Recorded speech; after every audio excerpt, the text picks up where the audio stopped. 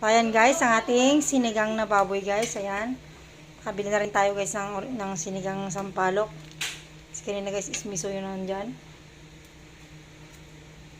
Ayan. Lalagyan natin ng asin guys kasi kulang yung asin niya. Lagyan lang natin guys ng 1 tablespoon ng asin. Or half lang guys siguro. Masyado na sigurong maalat to. Ayan guys. Asin. Nasa nating apoy guys kasi hininaan ko kanina guys at bumili ako. Alam mo natin ating asin. Pinalambot ko pa kasi yan guys ng bagya.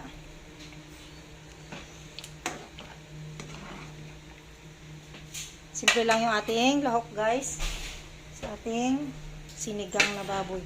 So ito na ating kangkong guys, fresh na fresh galing palengke. Ayan guys, lalagay natin.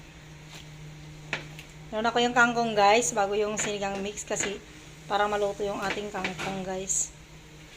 Kasi pag ginawa natin yung sinigang mix guys is tumitigas yung ating kangkong. Yan, haluin lang natin guys. Hindi ko yan nilagyan ng ano guys. Hindi ko yan nilagyan ng okra at sitaw guys. Kasi hindi naman kinakain ng aking anak guys. Kaya sa kangkong na lang yung nilagay ko. So ayan guys, habang nakalubog na yung ating kangkong guys, silagay natin yung ating sinigang mix guys.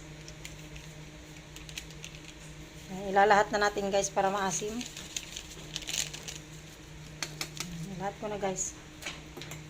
Patapon lang natin saglit yung basura natin guys.